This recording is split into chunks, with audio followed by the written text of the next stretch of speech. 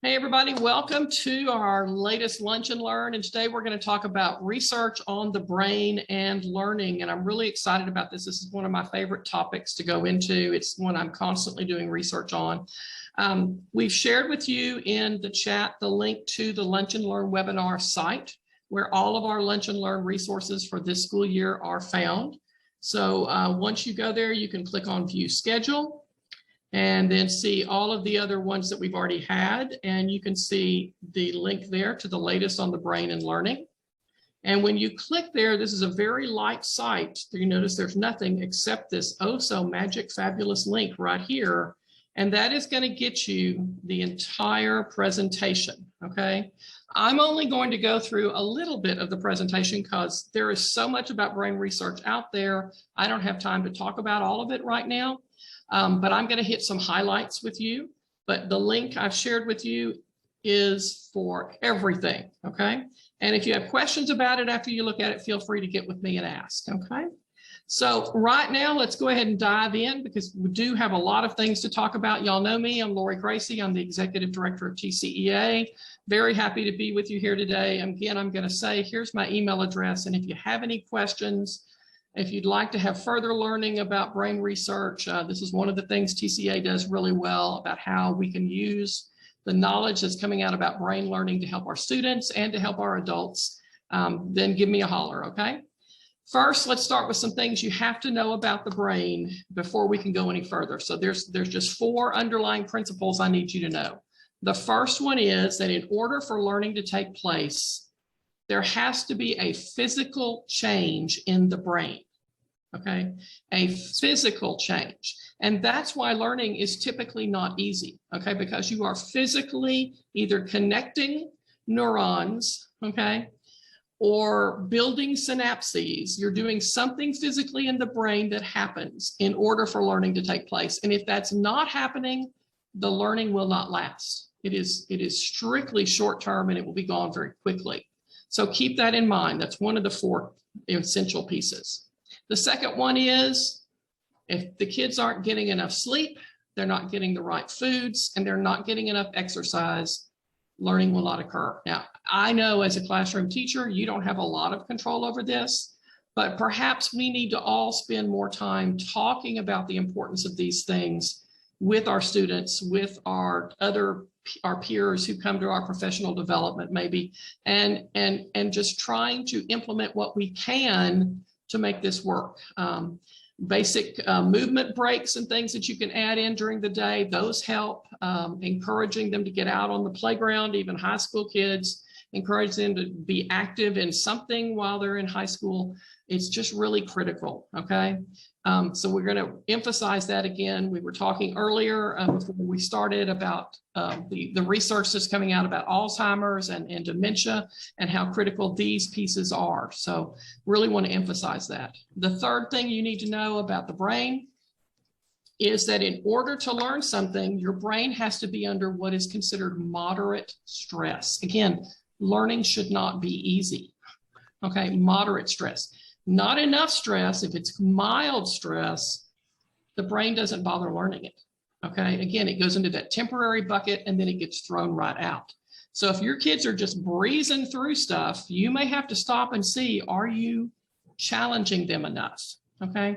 Now, it's also true that extreme stress prevents kids from learning, okay? So you don't want them to just be crying in their seats because it's so hard. But it needs to fit in that in between. And you as the expert in your content area, you're the one who has to determine what that looks like. Some stress is good, okay? Finally, the 4th point has to do with the fact that we need to have multiple neural connections in the brain in order to retain this information, okay? One of the things we know about the brain is it's a use it or lose it thing. So if you've got some knowledge in your head, maybe when you were in college 1,000 years ago, you know, you majored in French and you can still say a few words, but you haven't spoken French, you haven't listened to French, you haven't read French books in a number of years, most of that information is gone. The brain has removed it because you don't need it anymore. The pathways that connect to that knowledge are gone. You can reestablish them. That's a whole nother webinar, okay? So 4 things that we have to know about the brain and about learning in general. Any questions on those real fast before I go to some brain myths? No questions in the chat yet. Excellent. Okay. So I am constantly amazed in education, the things that we believe because they were taught to us when we went to teacher college that are no longer true. So now I'm going to go over some things with you that are absolutely not true. And there's a much larger section of these in the handout that you have the link to. So do look at this. These are not true, not because of one study, but because of multiples. We guarantee they don't work. Okay. First, we've heard that male and female brains are very different. The way men think is different. You know, they're from Mars. The way women think is different. We're from Venus. No, there is hardly any difference at all between male and female brains. The only difference really is due to brain size and not due to sex or gender. Okay, so boys and girls learn the same, whether we like that or not. Okay. We have been told for a number of years, especially at the elementary levels, that students learn best through unguided discovery. You just kind of expose them to the content you want them to learn and give them a chance to play around in it and experience in that whole discovery learning method, and they will learn it. And that is completely false, okay? They can learn some on their own, but they learn significantly more from direct instruction. Okay. I know when I was a teacher, we were told direct instruction was bad. We wanted the kids to have more opportunities to be, you know, direct instruction is what works. Okay. Not just straight lecture all the time. There's a difference there. And that's a whole other discussion too. Okay. But following that process of I teach you how to do it, I show you how to do it, you practice it, and I give you feedback, and then you become proficient. That process works. And this was a meta-analysis of 164 different studies. It does. And there's some interesting research too, Gayla, on that again, it works some. It just doesn't work as well. So if you're really trying to catch kids up who are behind, then that Montessori method really probably doesn't work. Okay. All right. Another myth. We've been taught that cold calling on students, in other words, not warning them that you're going to call on them. You only call on the ones who have their hands up, for example, with the question or with a discussion you want to have, that's really bad. It hurts their feelings. It makes them scared. It doesn't make them feel safe. They're less likely to participate. And this is all also completely false. Okay. If you cold call, you know, I've asked a question, and I'm going to call on Susie, and I just say, Susie, what do you think about this? Now, sometimes it's good to say, Susie, this question is coming your way, then ask the question so that she knows she should be paying attention, okay? But significantly more students were able to answer questions voluntarily in classes that had high cold calling. The number of students voluntarily answering questions also increased, and students in classes with high cold calling answered more voluntary questions than those in classes with low cold calling. Finally, the number of kids and how comfortable they were in participating in class discussions was higher where there was cold calling. So go back to the cold calling program, okay? Very, very important. Okay, we've been taught as educators that everybody has a different learning style, and that we need to teach to those different learning styles, primarily these 3, the visual, the auditory, the kinesthetic. So every time you get ready to teach something, you should really be teaching it 3 different ways. No, that's completely false. Stop doing that. Doesn't mean you shouldn't have different ways to learn things. We all have preferences about how we learn. For example, when I'm thinking my way through and I'm trying to learn something new, I throw it in a PowerPoint. I think in PowerPoint. That doesn't mean, though, that I couldn't learn it auditorily, or I couldn't learn it through movement, or I couldn't learn it by writing it down. It just means that's my preferred method, okay? So we want to have them use lots of different ways to learn things, because, again, that's going to form more of those synapses, more connections between our brain cells, which is going to be better for long-term memory, okay? So you don't have to keep doing these. Okay. finally, this last one, I know I'm going to get some real slaps on. We should be following Bloom's taxonomy, and I hate to tell you, but that's probably not true anymore. Okay, don't shoot me. I know this one is really, really, really, really scary. Okay, but let me give you the boring slide that has all the research on it. First off, Bloom's taxonomy is more than 60 years old. It was developed more than 60 years ago, and it was done before there was really any brain research on learning, quite frankly. Okay, so we just did it, but we didn't have any basis for it. Okay, the taxonomy itself has not been validated. They have not done multiple studies, meta-analyses, research to make sure that it actually works. And it focuses on abstract domains and not the students. Okay, it focuses on, of course, the knowledge or the comprehension or any of those other levels. Okay. The final reason it's probably not valid is that motivation, which is the primary component in why someone learns something. Are they motivated to learn something, is not considered at all even in Bloom's taxonomy. Okay? Lori, we have a question in the chat. Gayla asked, does this research negate COSTA? I don't know what COSTA is. Tell me what those letters stand for, Gayla, and I can happily tell you whether it negates it or not. And Eric, you had a great point there that cold calling, trying to get a student, you can see that they're kind of sleeping and you're just trying to get them, versus cold calling them because you want them to share their ideas is different. I'm correctly true. I have not looked at COSTA, okay? And I am not familiar with Abbott. I mean, I know what Abbott is, but I never taught with it. So I'm not gonna say definitely on there. But if it's based on Bloom's, I would say probably it does negate it. Now, it doesn't mean we shouldn't consider, are we challenging our students enough, okay, to look at what the content we're teaching and determine the level it's at, I think is very appropriate. And that goes back to that stress level, because if it's all at that knowledge base, it's probably mild stress. And so the kids aren't going to remember it anyway. So I think that's still appropriate, but to base everything we do in education around Bloom's is a little questionable. Okay. So I'm going to pause just real fast, see if you have any other quick questions on this or comments. And Gayla, I will look into COSTA, okay, or Costa. I'm not sure I'm pronouncing that correctly. I'm sorry. And next time I do this, I will come back with a response on that, okay?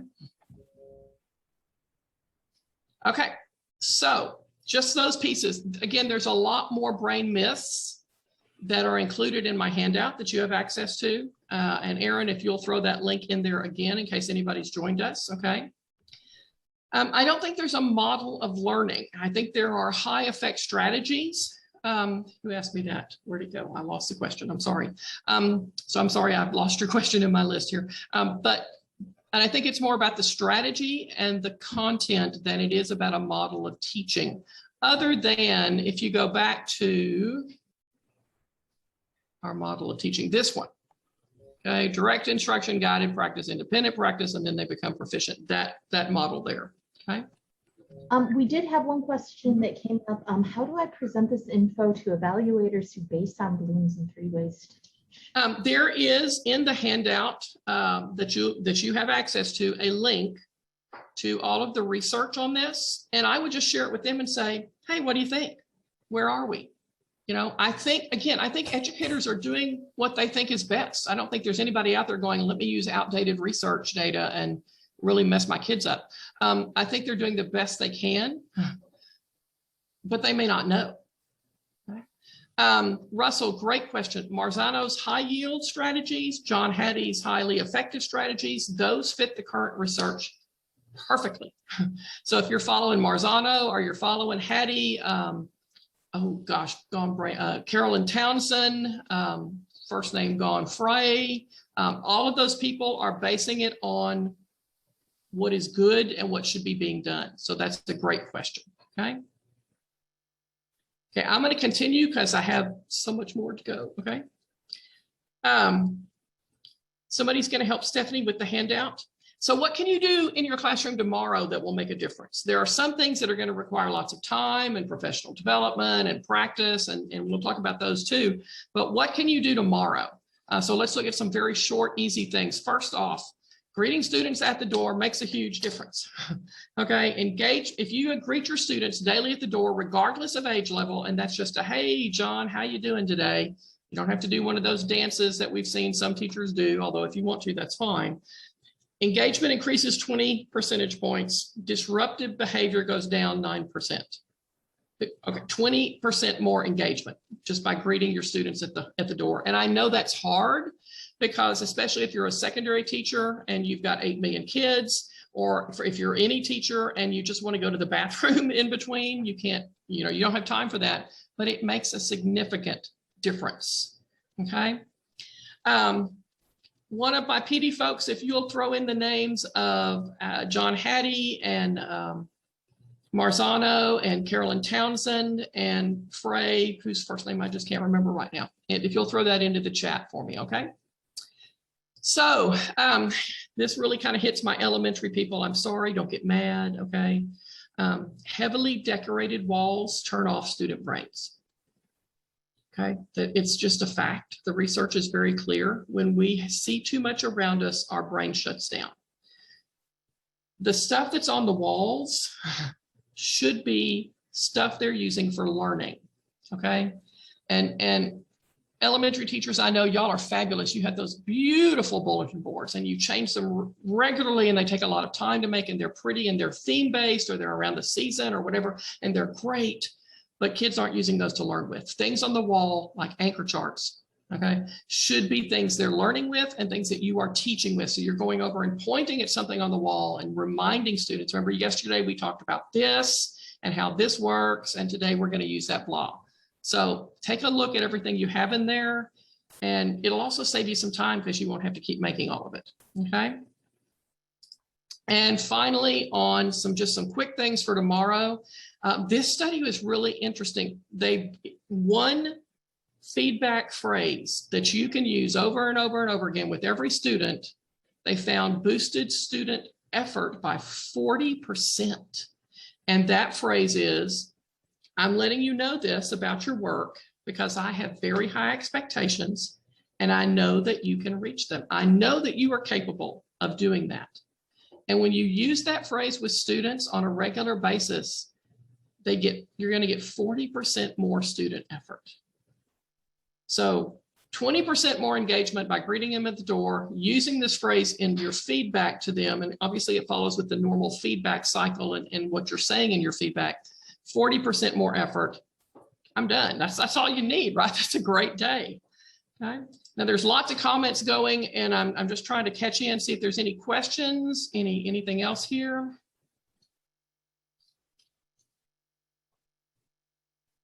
Lots of comments, no new questions. Okay. Peggy asked about what their own work in the elementary classroom. Again, I know we like to do that. And especially if we're putting it up there as an exemplar, here's a template of what good work should be. That's one thing because you're using it to teach what they should be doing. But if it's just because Susie had good handwriting or she did a good job on this project, while it makes Susie feel good, it doesn't do anything else for the rest of the class. So posting their own learning in the classroom may not help. I have seen schools, especially in the elementary grades, again, in the hallway, so outside the teacher's room on that wall, they will post, fabulous student work. And I think that's a good thing because you're not running out in the hallway to refer to it as you're teaching. But what should be up in your room is stuff that you're using to teach with. Okay. There's a question about DOKs, Lori. Are they impactful? I don't know what a DOK is. It's your daily, I don't remember what they are. It has to do with your essential elements, right?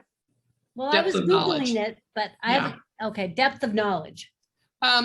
Yes, they can be impactful, but that again goes back to, I'll use Hattie since that's who I know best, to teacher clarity and making sure that the students are very aware of what they're learning, why they are learning it, and how they will know that they have learned it. So DOKs still work, okay? Okay, so a couple of other things you can try. This may take a little bit more work though. You can't just implement it tomorrow like the previous things I talked about, okay? Most people learn better when they socially interact with other people. We don't typically learn in isolation.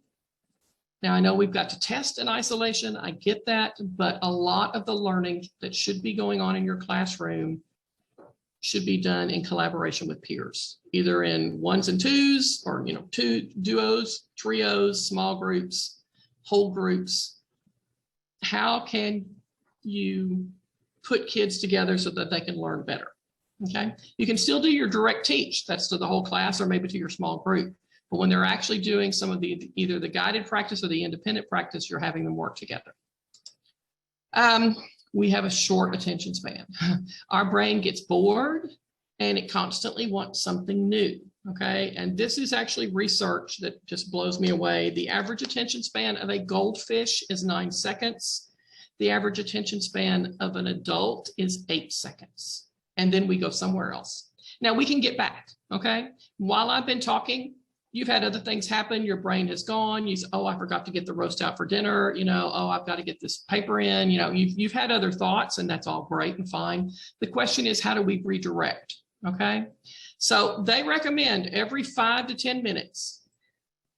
Shorter numbers for younger kids, obviously older kids, you can go 10, maybe even 15 minutes to redirect. Okay, class, remember that right now we're studying adding fractions and we do it by this, this, and this. Raise your hand. If you're with me, give me a 1, 2, 3, 4, 5, however you're doing that, okay? Also know that we should repeat learning, okay? Repeat, repeat, repeat, repeat. And part of that is spaced repetition, okay? This is the use it or lose it principle we talked about earlier. The pathways that are used the most often, they get stronger, they're more well established, they're more likely to remain over long periods of time. And this is where that old concept of the circling back to the curriculum. Yes, we're doing adding fractions now, but just for a few minutes, we're going to go back and remember from a week ago when we were doing whatever we were identifying fractions. I don't know, whatever we were doing. Okay. So constantly circling back. That's why having a really good curriculum, a really good set of detailed standards about when you circle back to those items can be so helpful. Okay. Because the research is very clear that it works well. This is a relatively new study on problem-based learning, PBL. Does it help students learn?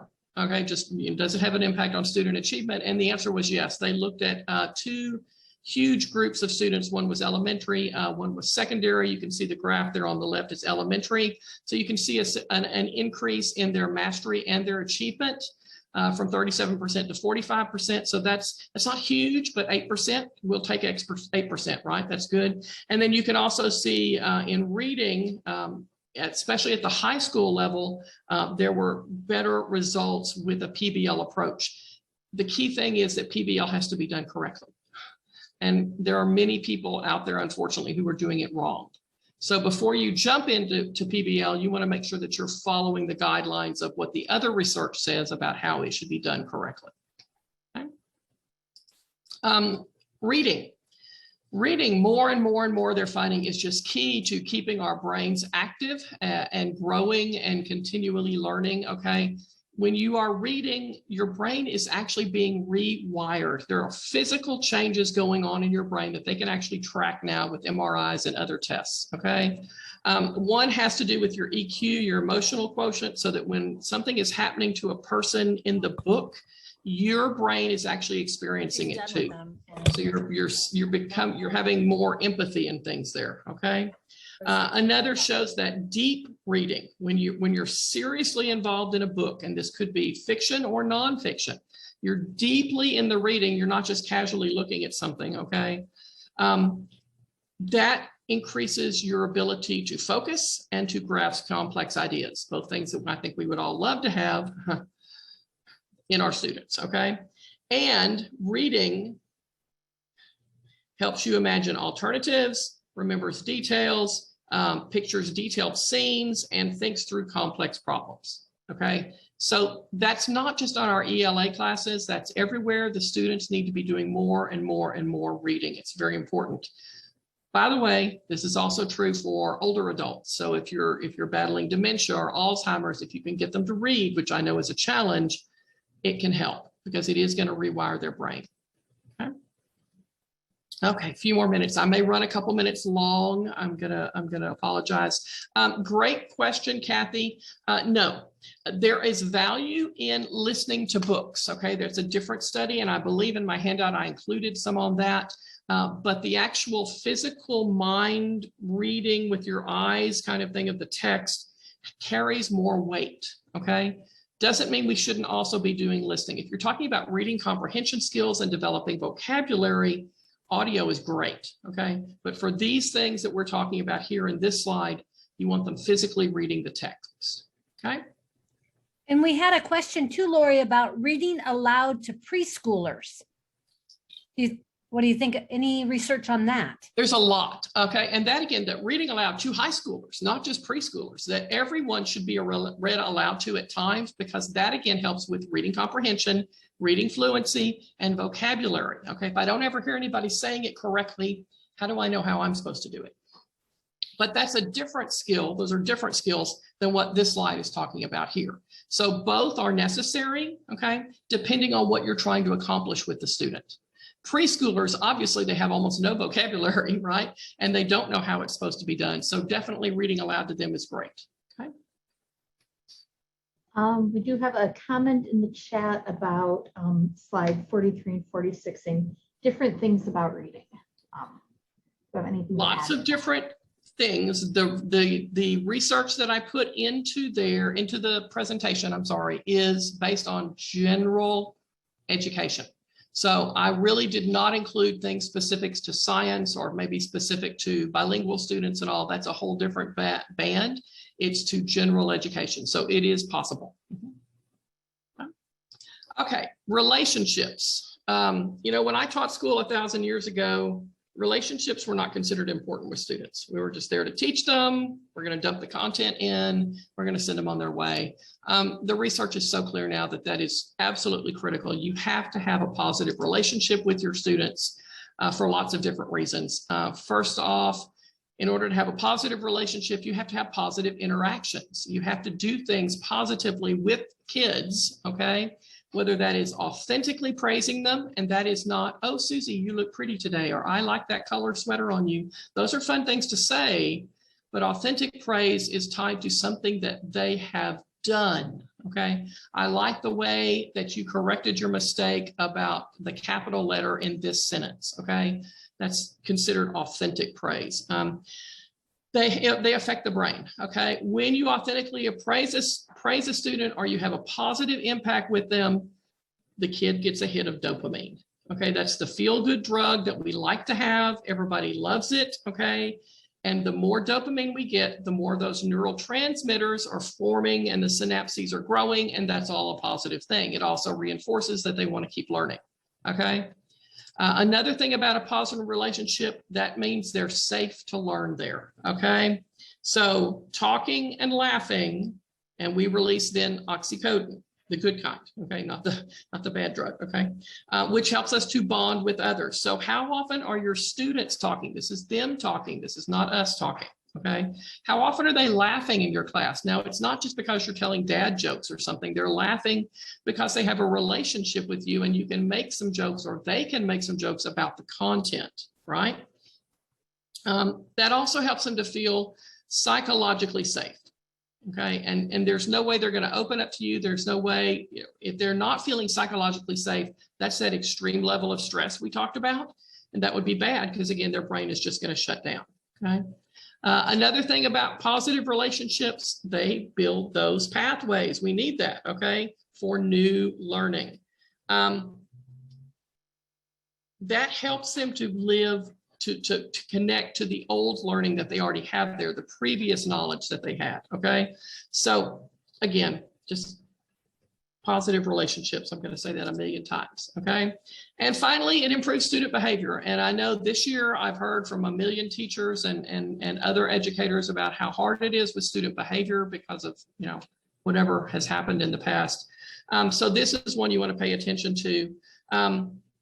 Students mirror what we do, and they watch us all the time, whether we think they are or not. So if you get angry and you yell at another teacher or you stomp off, or you mouth off to a kid, because we've all done it, you know, because we're under so much stress, they're watching. And they're going to assume that's good behavior because you're showing it to them. Okay. And that's what they're going to model. Okay. So what are you modeling? What positive things are you modeling? Are you modeling, hey class, can you just give me 30 seconds? I've had a really rough morning. I need 30 seconds to recenter myself, to kind of calm myself down. If you'll just give me 30 seconds, we'll get in and we'll keep going with the learning. You are modeling how to deal with things that may not go well. Okay. Also, if they see you doing an action first, they are much more likely and able to perform that action. So if they see you solving a math problem, they're more likely to be able to solve a math problem. If they see you editing a sentence, they're more likely to be able to edit a sentence. If they see you being kind to someone else, they're more likely to do that. Okay.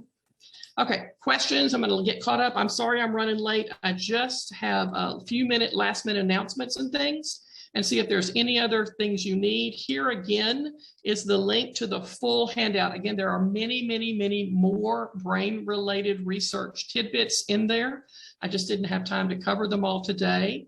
If you have questions about any of them, please let me know. Please also know that some of this information will be shared at our convention coming up February 7th through 10th in Dallas. TCEA 2022. If you cannot attend, because we know subs are a problem, we do have 2 different online strands that you can take part in. One is Bridging the Learning Gap, which is going to include some of this knowledge, and the other is Social Emotional Learning, which obviously is going to tie into the relationship piece. Okay.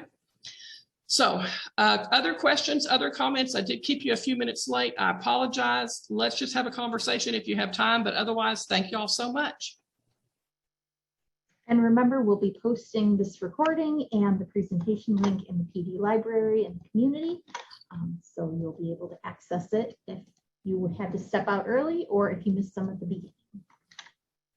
And feel free to share that handout, you know, with your bosses, your other teachers, whoever you need to. Just, you know, give TCEA credit, but otherwise take that and run with it. Okay.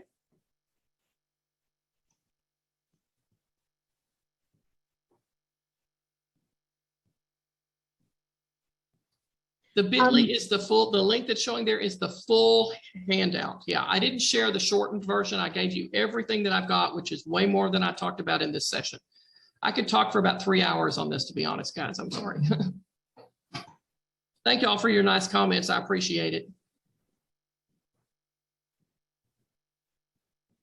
Look forward to see you, Dennis. Yes. Yeah. Yeah, I don't have a 3-hour one. It's hard to believe anyone would want to listen to me for 3 hours. I got to be honest. Hey, that was my husband saying amen in the background there. Yes. Thank you, dear.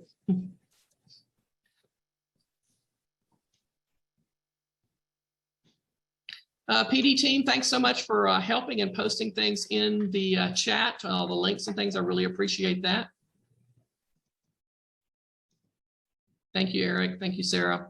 Thank you, Maria, Nancy. I'll stick around for another 5 or so minutes in case you have questions. He does appreciate me. He just doesn't like to hear from me. That's it. Now, that's true of all husbands, I think, isn't it? I'll stick around for about 5 more minutes if you have questions. Otherwise, I hope y'all have a great day, and I hope you can implement some of these ideas tomorrow.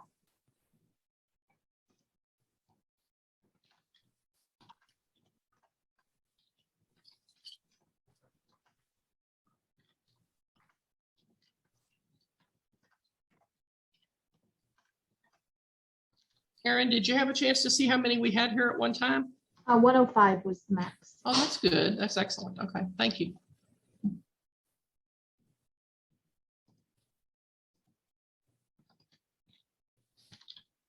I always feel like I talk so fast in these.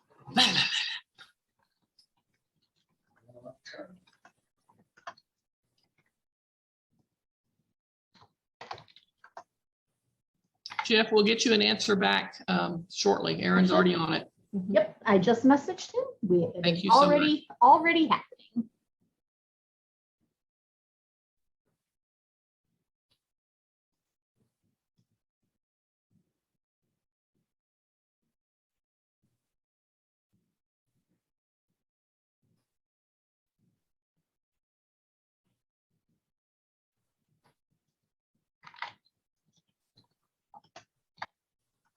Okay, just another minute or two. If you have some questions, anything else we can help you with, I'll hang in and then we'll shut the room down.